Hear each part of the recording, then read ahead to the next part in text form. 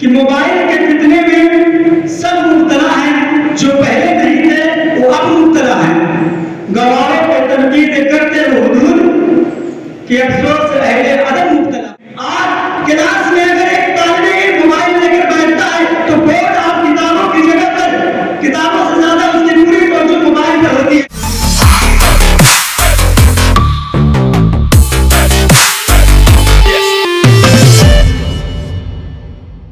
السلام علیکم ورحمۃ اللہ وبرکاتہ۔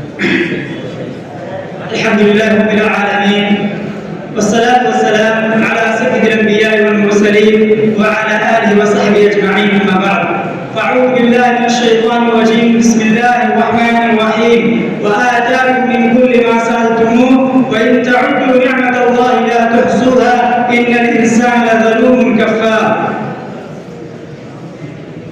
صدر المجلس، حکم صاحبان، عزیز ساتھیوں، مہمان اعزام، آج میں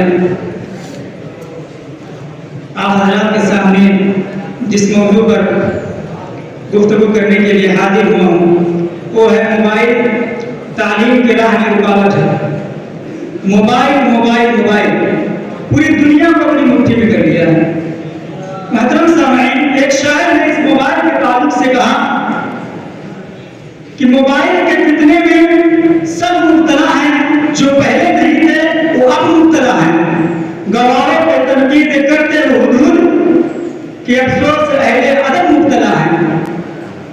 محترم سامعین، ترقی کے اس دور میں موبائل انسانی زندگی کا ایک اہم حصہ بن گیا ہے۔ اگر یوں کہیں کہ موبائل ہماری زندگی